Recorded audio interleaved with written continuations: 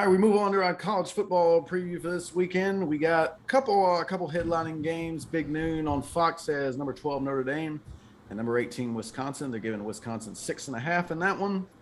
And then at 3:30, big one in the SEC. It's number 7 Texas A&M and number 16 Arkansas. Both teams at 3-0. A&M gets 5.5 on the road in the game.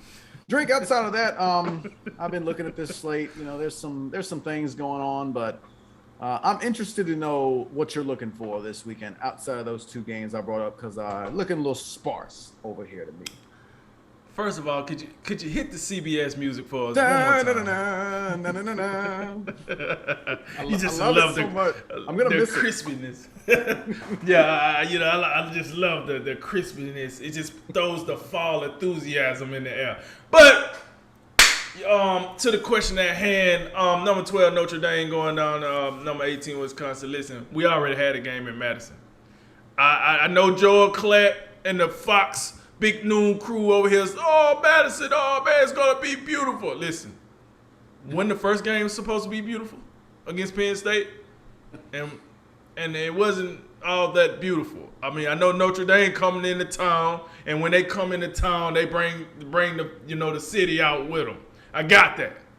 But I want to know what's going to be so beautiful about this game. This game got low scoring affair all over.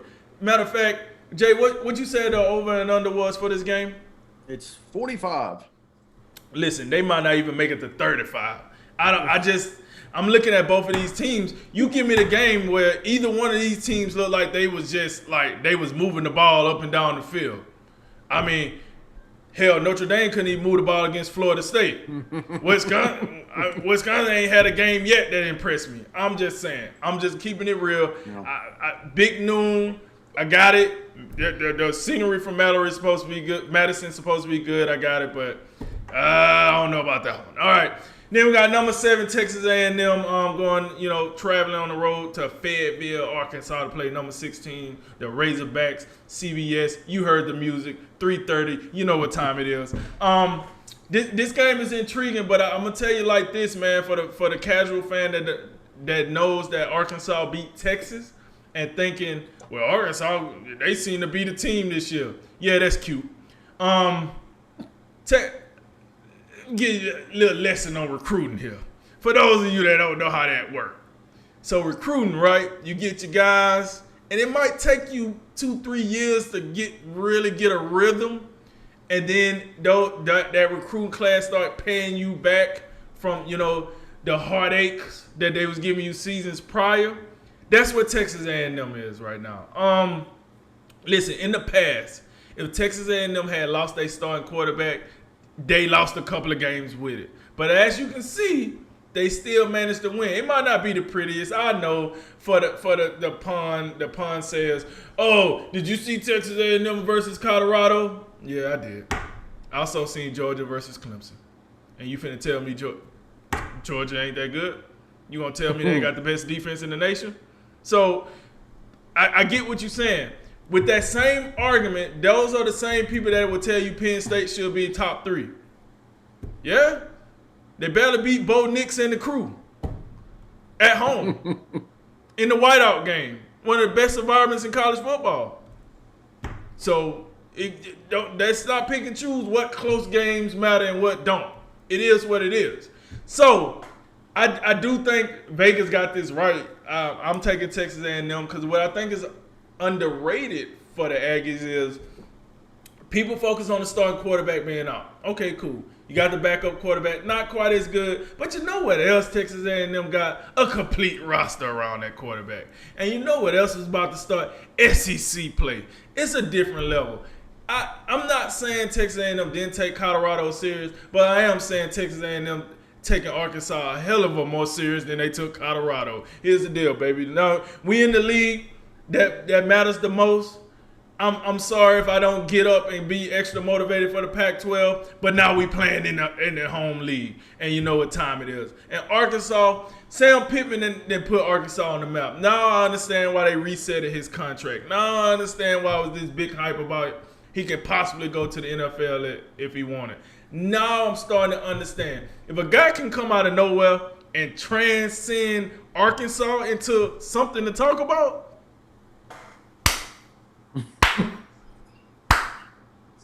I gotta give it to him. Because I can't take the last time we talked about Arkansas, Warford Durham was during the Petrino days. Back when he had that I forgot the running back name. He didn't really pan out in the NFL, but back during them times when they had some dudes there. You're not talking about was it Felix Jones and Darren McFadden? Darren McFadden, that's who I was talking about. Darren McFadden. That was the last time we talked about Arkansas for real. That was it. Back when I think they got as high as like number 3 in the nation that year, and that after that season, I don't think Arkansas ever been the same. So I do think this is a barn burner. I think CBS to pick the right game for the 3:30 game. I'm ready for it. This is probably my number 1 game of the week. Yeah. I got it. SEC home. Yeah, blah blah blah. But yeah, I'm with it. Then we go to Big 12, West Virginia, going down to number 4, Oklahoma. Listen, before the season, I would have told you ABC out of their mind for having this on ABC. No, I'm like, this might not be half bad. Because I wouldn't be surprised if West Virginia went in there and got the dub, to be perfectly honest with you. Oklahoma is so inconsistent. And listen, Vegas ain't too keen on it either. They only gave him 17 points. You know what I'm saying? Like, it's not like West Virginia, some highly ranked team here. So 17 points, it kind of opened my eyes up like Vegas saying, this game could be closer. The only difference is Oklahoma has more talent. So Oklahoma talent should wear West Virginia down. Or should it? You just never know with the inconsistency. And then the next game, we got the Big Ten matchup, Rutgers versus number 19, Michigan. Dare I say that Jim Harbaugh got some cooking there in Michigan? Dare I say that? They are almost a 21-point favorite in this game. ABC got them on at 3:30. I mean, I'm not impressed with Rutgers. I don't know when the hell Rutgers did anything of any note. But listen, and if you finna give me some stat from 1908, then I guess that's when they was good. But either way, Michigan, almost 21 points. I suspect they're gonna go handle business, but we'll find that out. And then staying in the Big 12, another matchup that intrigued me.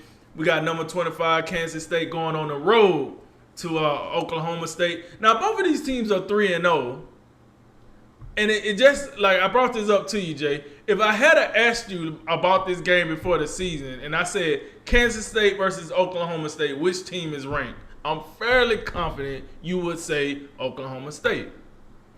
Yeah, especially because Oklahoma State was ranked in the preseason rankings. And they've been so pedestrian in their 3 games. They've won them all, but they've been so pedestrian against, I don't think they haven't played a Power 5 team yet. And the AP voters are taking notice. So unranked at this time.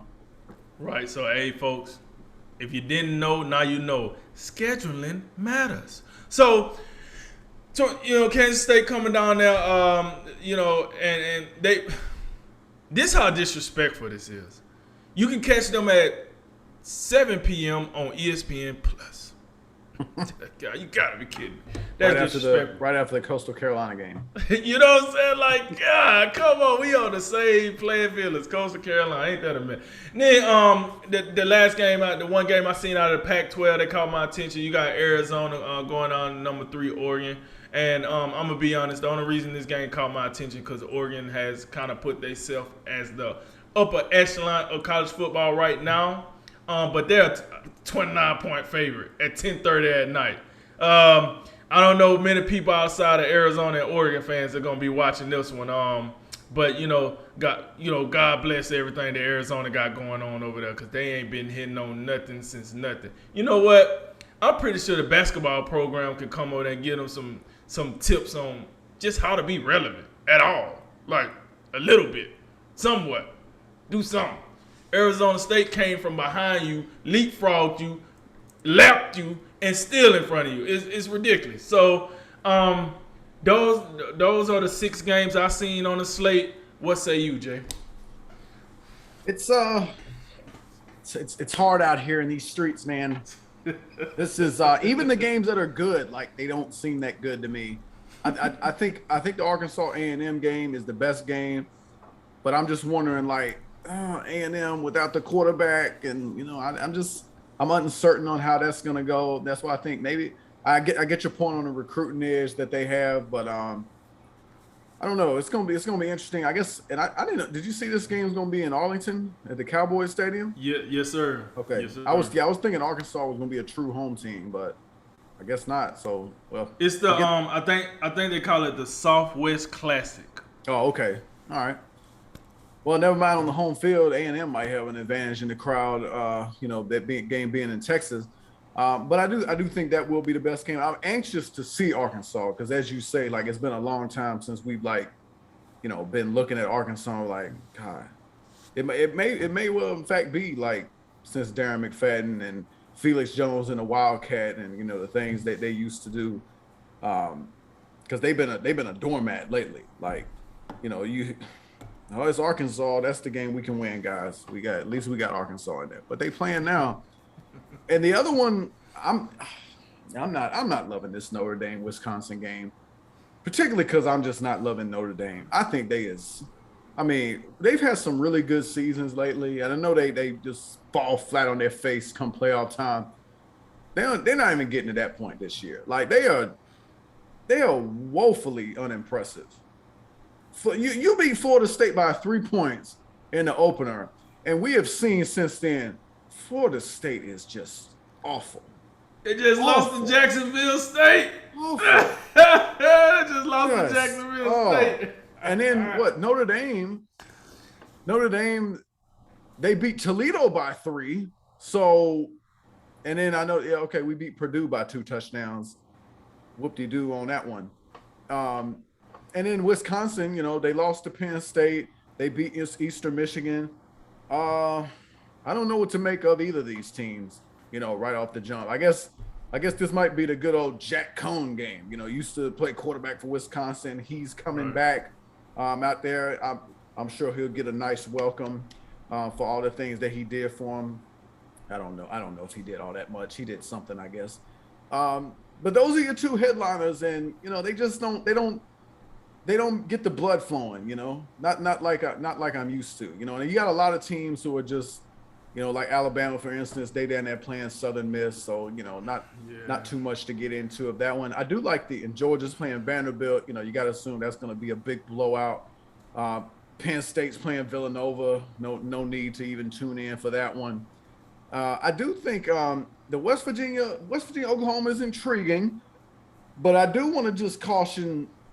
Let's just lay a little caution to the wind before we start saying, oh, here comes the Mountaineers from the mountains. They're going to come down there and take over. They lost to Maryland week 1, and I don't remember the last time Maryland's been all that great. And anytime you beat a team from the ACC that's supposed to be good for this year, I don't know. I don't want to get too carried away in that because we've seen some pretty putrid football from the ACC thus far. The ACC looking like they back it. The ACC is in reverse right now, and the Pac-12 is just standing still, and the ACC is going past them in the wrong direction. That's what I'm looking at. So let me ask you this, Jay. Why do you think Vegas got this a 17-point game? That still seems pretty. I don't know what the spread was last year in this game. That seems like they think Oklahoma's going to win it pretty good, but you think it's closer than it should be? I really do. Listen to how you just broke it down. It's West Virginia. They ain't done nothing spectacular. I got it. I'm assuming Vegas is saying, listen, Oklahoma plays to their competition. I guess that's the other point of it. Maybe I don't want to get caught up in West Virginia beating Virginia Tech last week, but we've also said we talked about them playing Nebraska last week. That wasn't anything impressive. So I think both teams are I'm not high on Oklahoma either. For the same reason that I just said, Notre Dame, Wisconsin, I don't know. Even if Notre Dame go in there and win it, they ain't won anything convincingly yet, So I'm not loving it. I do think it is a compelling game, and it probably should be one of the more exciting ones. You should get a lot of points out of that game. That's a classic Big 12 game. But outside of that, I gotta say, You brought up Michigan. I don't really care what they do against Rutgers. It's going to come. It's next week. Next week, they go on the road to Wisconsin, and traditionally under Jim Harbaugh, they just are a complete no-show against teams that matter. And as much as I just said that I'm not loving Wisconsin right now, but that's still a team that matters in the Big Ten. And like Jim Harbaugh is like, I don't know, he's like 2-20 in games that matter. He's not that, but he's bad in those games. Now, do we still feel the same way if Wisconsin lose this game tomorrow? Because that means at that point they have 2 losses to the 2 best opponents they played. Right. So do we still feel that way about, okay, Michigan? Because I think at that point, even if Michigan go in there and roll them, then it's like, well, Wisconsin, like they ain't done nothing this year. Yeah, I guess the thing that would make you feel good about Michigan over the next 2 weeks. Michigan obviously win tomorrow. You want Wisconsin to beat Notre Dame, and then Michigan go into Wisconsin and beat them. I think that's the scenario where I start to, look at Michigan and say, oh, Michigan's doing something, But yeah, you're right. If Wisconsin comes out and Notre Dame just rolls them, and then Michigan goes in there and beats them, and Wisconsin's 1-3, then we're just like, I don't know about Michigan, like. But I will say, like, from what I've seen a little bit of them, they took Washington to the woodshed. They beat a couple other no names.